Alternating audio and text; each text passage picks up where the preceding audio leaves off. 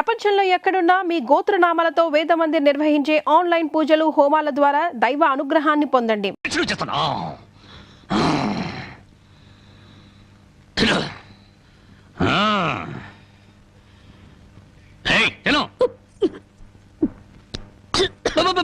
మెల్లగా మెల్లగా మెల్లగా మెల్లగా మెల్లగా తాగు. నెమ్మది నెమ్మది నెమ్మది నెమ్మది. చూడు, నీకు ఇంకేదైనా కావాలంటే అడుగు తెచ్చి పెడతాను, అంతేగాని తప్పించుకోవాలో చూసావా చెప్పేస్తాను.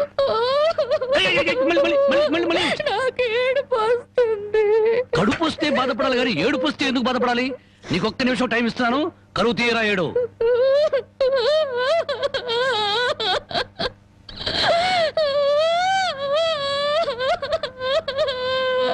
ఆహా, ఇంత చక్కటి ఏడుపు నేను ఎప్పుడూ చూడలేదు. నీకిచ్చిన టైం అయిపోయింది, ఏడు పాపు ఆపని.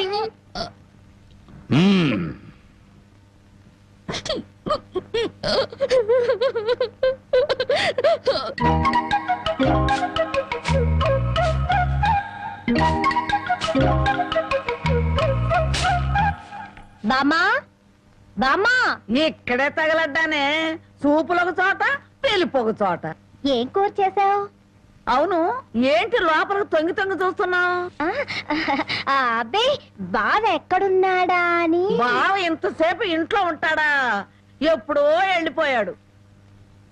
ఇదిగో చూడు, అసలు నీకెవరు కావాలో సూటిగా అడగరాదు.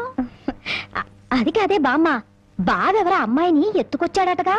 అవును, వాళ్ళ నాన్నకు బుద్ధి చెప్పడం కోసం ఆ అమ్మాయిని తీసుకొచ్చాడు. నీకింత వయసు వచ్చింది, పరాయి ఆడపిల్లని ఇంట్లోకి తీసుకొస్తే నువ్వెట్లా ఒప్పుకుంటావు? ఒక వారం రోజులు ఇంట్లో ఉంటే ఏం పోయిందంట? వాంతులు కావడానికి వారం రోజులు చాలు అంట. అందులోనూ నీ మనవడు చెయ్యేస్తే కరెంటు స్తంభానికి కూడా కడుపు అవుతుంది. ఇంతకీ ఆ అమ్మాయి ఎక్కడుంది? లోపల గదిలో ఉంది. అది కాదు బామ్మ, ఆ అమ్మాయి నాకంటే బాగుంటుందా? లోపలికి వెళ్ళి చూడవే.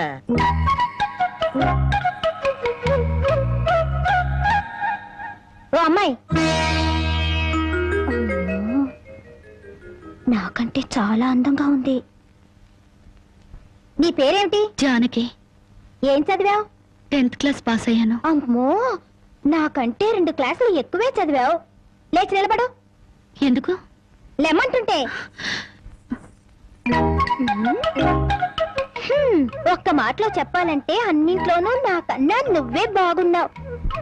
ఇక మా బావ నా వంకేం చూస్తాడు? మీ బావని ప్రేమిస్తున్నావా? చచా, నేను ప్రేమించడం ఏమిటి? అసలు అతన్ని నేనే కాదు, ఏ ఆడపిల్ల ప్రేమించదు. ఏ అంత రౌడీయా? మామూలు రౌడీ అనుకుంటున్నావా? మద్దర్లు మానభంగాలు అవలీలగా చేసేస్తాడు. అసలు ఈ పాటికి నిన్నేదో చేసుండాలే. అదేం లేదు. అలా అని తలుపు బార్లా తెరిచి పడుకో, బతుకు బజార్ అవుతుంది. అవును, నేను ఇక్కడి నుంచి తప్పించేస్తాను, పారిపోతావా? పారిపోతే చంపేస్తానన్నాడు. బాగా నమ్ము, ఏదో సాటి ఆడదాను అని చెప్పాను. నాకెందుకు, నీ కర్మ ఎలా రాసుందో అలా జరుగుతుంది. ఇదిగో, ఒడ్డు పొడుగు చూసి ప్రేమలో పడావు.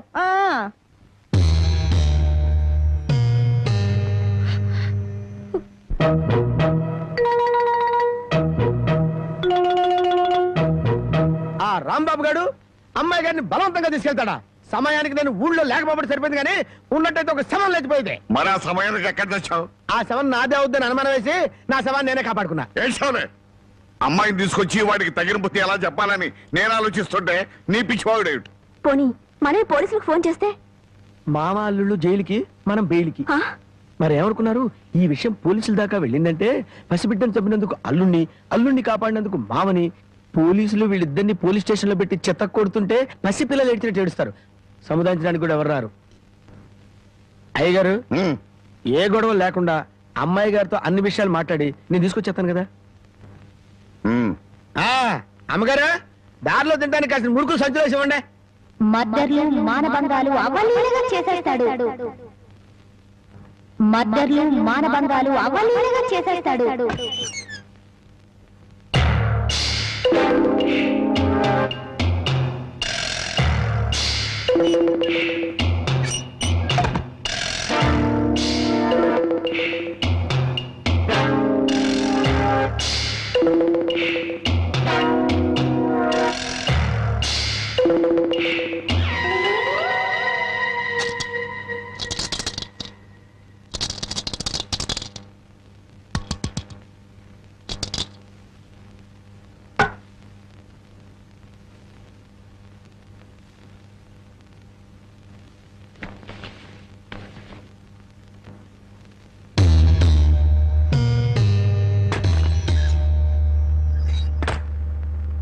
ఏమిటా వాడి ఉద్దేశం? అమ్మాయిని వదిలిపెట్టినట్టున్నాడా? అమ్మాయినే కాదు, అమ్మాయి కోసం ఎవరు వచ్చినా సరే వదిలిపెట్టను. మర్యాదగా రాజీపడి నరసింహాన్ని పోలీసులు గొప్ప చెప్పకపోతే నిన్ను నరసింహాన్ని బండి కట్టేసి సిటీ దాకా దేకించి పోలీస్ స్టేషన్ లో ఇరికిస్తాను అని అన్నాడండి. ఆ తర్వాత అమ్మాయి సంగతి చూస్తానన్నాడు. ఏడ్చాడు. ఎంత ధైర్యం వాడికి! అమ్మాయిని వదిలిపెట్టకుండా దానికి ఏమైనా అన్యాయం జరిగిందో ఆ ఊరంతటిని శ్మశానం చేయిస్తాను. ఏమండి, అతనితో ఎందుకు వచ్చిన గొడవండి? మీ పంతాల వల్ల పౌరుషాల వల్ల పెళ్లి కావాల్సిన పిల్ల బ్రతికి అవుతుందో ఆలోచించారా? ఏంటండి ఇంకా ఆలోచిస్తారు? మీ మేనడికి ఏ ఉరి శిక్ష యావజ్జీవ శిక్ష వేరు కదా. ఒకవేళ జైలుకి వెళ్ళినా ఈ నెలలోనో వచ్చే నెలలోనో తిరిగి వస్తాడు. కానీ పరాయింట్లో ఉన్న ఆడపిల్ల ఏ కడుపుతోనో తిరిగి వచ్చిందంటే మీ పరువేం గాను.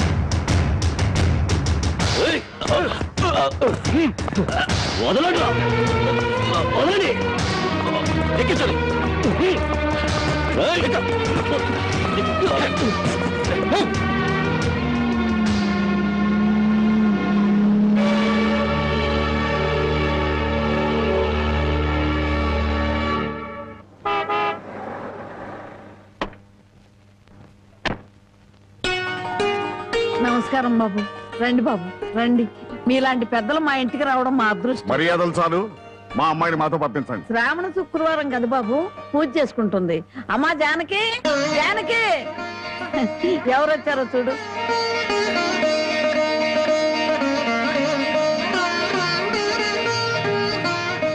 నన్ను క్షమించు.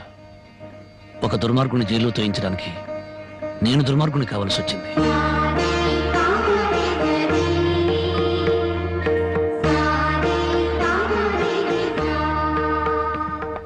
బాగున్నారా నాన్న?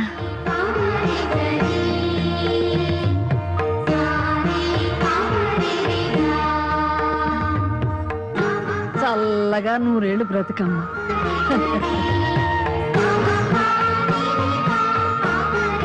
ఏమిటమ్మా? పద.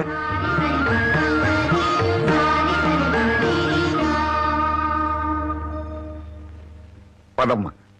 నన్ను క్షమించండి నాన్న, నేను రాను. జానకి, నీకన్నా పిచ్చి పెట్టిందా? లేదు, జీవితం అంటే ఏమిటో ఇప్పుడే అర్థమైంది. పరాయి మగాడు బలవంతంగా నన్ను ఇక్కడికి తెచ్చి 10 రోజులు నన్ను ఇక్కడ ఉంచుకున్నాక మళ్ళీ మన ఊర్లో అడుగు పెడితే అందరూ నన్ను చూసి నవ్వరా? నా శీలాన్ని శంకించరా? ఎవరే నీ శీలాన్ని శంకించేది? ఊరి నడిగడ్డ మీద ఉరి తీస్తాం. అలా ఎంతమందిని ఉరి తీస్తావు నాన్న? ఇంత జరిగాక నన్నెవరైనా పెళ్లి చేసుకుంటారా? అలా చేసుకున్న నాతో సంతోషంగా కాపురం చేస్తారా? 10 రోజుల పరాయి మగాడితో పడుకునొచ్చావని నా మొగుడు నిలదీసి అడిగితే నేను నిజంగా పడుకోలేదన్న సాక్ష్యం నువ్వు చెప్తావా? రాముడంతటి వాడే సీతను అనుమానించి అగ్ని ప్రవేశం చేయించాడా? ఆవిడ దేవత కాబట్టి మిగిలింది. నేను మనిషి నాన్న, బూడిదిగా మిగులుతాను. నీకెవరో రామాయణం నూరు పోశారే. ఎవరో కాదు నాన్న, నువ్వే. 5 ఏళ్ల వయసు నుంచి నీ ఒళ్ళో కూర్చోబెట్టుకుని సీతాదేవి గురించి, సతీ సావిత్రి గురించి, ప్రాణం కంటే శీలం గొప్పదని, డబ్బు కంటే పరువు గొప్పదని నువ్వే నూరిపోసావు నాన్న. ఓహో అలాగా. మరి తండ్రి మాట చవదాటని రాముని గురించి కూడా చెప్పానుగా, అది గుర్తులేదా? గుర్తుంది నాన్న. రాముణ్ణి కన్న దశరథుడి గురించి మాత్రమే కాదు, సీతను కన్న జనకుడి గురించి కూడా చెప్పావు. తను చక్రవర్తి అయ్యుండి కూడా అడవిలో ఉన్న సీతను ఏనాడూ పలకరించడానికి వెళ్ళలేదు. ఎందుకు వెళ్ళలేదు నాన్న అని నేను నిన్ను అడిగినప్పుడు నువ్వేం చెప్పావో గుర్తుందా? అమ్మా, ఆడది గడప దాటేది 2 సార్లు. ఒకటి పుట్టింటి నుంచి మెట్టినింటికి, రెండోది మెట్టినింటి నుంచి మట్టిలోకి. ఎందుకమ్మా ఈ వాదనలన్నీ? మండి వెళ్తారా? నేను రాను. అదృష్టమో దురదృష్టమో ఈ గడపలో అడుగు పెట్టాను.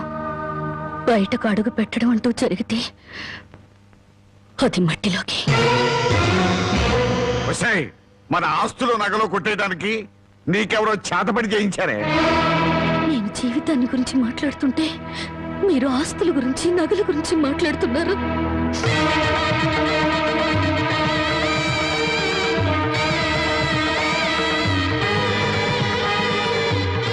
ఇదిగో, నీ నగలు, ఆస్తులు నాకేమి వద్దా. ఈ ఇల్లు వదిలి రాను. ఏం కుశావే? 20 ఏళ్ళు కనీ పెంచిన మాకన్నా బలవంతంగా తెచ్చి 10 రోజులు దాచిన వాడే నీకు ఎక్కువయ్యాడా? పార్వతి, ఈ క్షణం నుంచి దానికి మనకేం సంబంధం లేదు. వెళ్దాం పద. ఏమండి కాస్త ఆగండి. ఏయ్ నన్ను టెన్షన్ పెట్టుకో. వెళ్ళు వెళ్ళి. అవునమ్మా, అమ్మా నాన్నల మనసు కష్టపెట్టుకు వెళ్ళు. ఆహా, ఆస్తి కోసం అందరూ కలిసి ఎన్ని నాటకాలు ఆడుతున్నారు. రాఘవయ్య, మర్యాదగా మాట్లాడు. నువ్వెంత, నీ ఆస్తులెంత? నీకు డబ్బుంటే ఉండొచ్చు కానీ పౌరుషాలు పట్టుదలలో మాకు ఉన్నాయి. ఉంటే దాన్ని ఎప్పుడో బయటికి నెట్టేవాడివి. డబ్బు కోసం గడ్డి తినే రకం. రాఘవయ్య, పదవే. రాఘవయ్య, అసలు నీ మూలంగానే మేము ఎన్ని మాటలు పడ్డాం. మర్యాదగా ఇంటి వచ్చి బయటికి వెళ్ళు. వెళ్ళు. చావో బతుకు ఇక్కడే తెలిపోవాలి. ఇక్కడి నుంచి మాత్రం వెళ్ళను. నీ మొండి వేషాలు నా దగ్గర కదా. చివరిసారిగా చెప్తున్నా, బయటికి వెళ్ళు. నీ వెళ్ళను. వెళ్ళకపోతే మెడబట్టి బయటికి గెంటేస్తాను. వెళ్ళు. పోయారు, పోయి.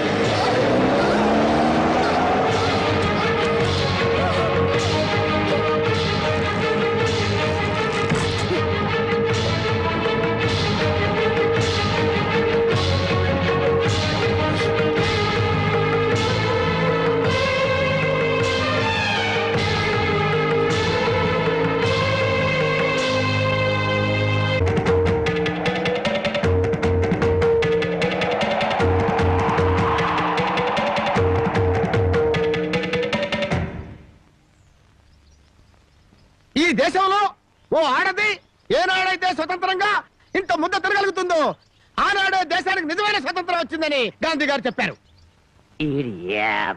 ఎరా ఓ పూట తిండి కోసం గాంధీ గారి గురించి భారతదేశం గురించి ఎందుకు మాట్లాడతావురా?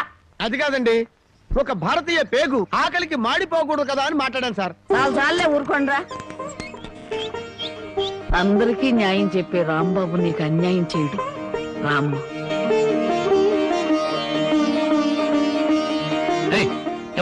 దాన్ని లోపల తీసుకొస్తున్నా. పాపం ఆ పిల్ల ఎక్కడికి పోద్దురా? ఏట్లో దుక్కు చస్తుంది, మనకెందుకు?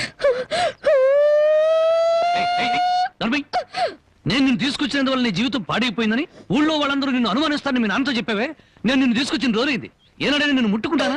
కనీసం తప్పుగా కన్నెత్తిన చూశానా? నువ్వు చెప్పవే బామ్మ. ఏమోరా, 24 గంటలు నేను మీ పక్క నుండి చూస్తున్నానా ఏంటి? అంతకంటే దారుణాలే చేసావు.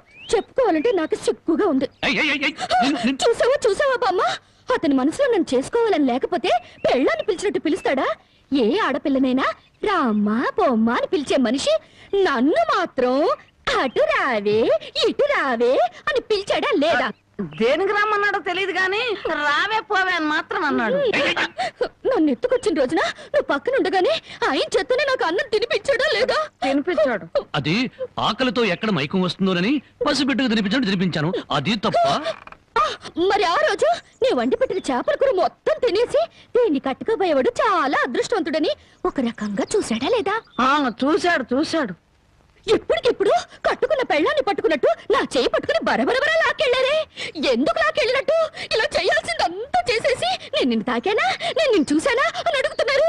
ఇలా కన్ను పిల్ల మనసులో ఆశలు రేపేసి ఏమి ఎరగనట్టు మాట్లాడుతున్నారు. నాకు న్యాయం చెప్పేవాళ్ళు లేరా? అడిగేవాళ్ళు లేరా? ఎత్తుడాలు కుదేడాలు పెళ్ళయ్యాక చూసుకుందాం. ముసల్దానా, గొడవ పెద్దదయ్యేలా ఉంది. ఇప్పుడు మనం ఏం మాట్లాడినా ప్రయోజనం లేదు. వెంటనే పెళ్లికి ఏర్పాట్లు చేసేయి. రాంబాబు, నేను జైలుకి వెళ్తే నా మరదల్ని వదిలిపెడతానని చెప్పి ఇప్పుడు దాని మెళ్ళో తాళి కట్టడానికి తయారయ్యావా? చూస్తారా, దాన్ని చేసుకుని వాడలా బాగుపడతాడో, అదెలా సుఖపడుతుందో నేను చూస్తాను. ఏమిటి దాని పెళ్లికి వెళ్తా ఉంటావా? అవునండి, ఎంత కాదనుకున్నా అది ఇంటి పెద్ద కూతురు.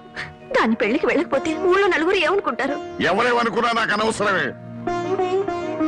పెద్ద కూతురు కదా అని హరిచేతుల్లో అడుగులు వేస్తూ పెంచాను. దాని కళ్ళల్లో నీళ్లు తిరిగినా కళ్ళల్లో ముళ్ళు విరిగినా భరించలేక విలవలు అడిపోయాను. అలాంటిది నా పరువు ప్రతిష్టలను మంట కలిపిన రోజున అది నా కూతురు కాదనుకున్నాను. ఇప్పుడు నాకున్నదల్లా రెండో కూతురు ఒక్కతే. పెద్దది పెళ్లి కూతురు అయిన మరుక్షణం చచ్చేదాని కింద లెక్క.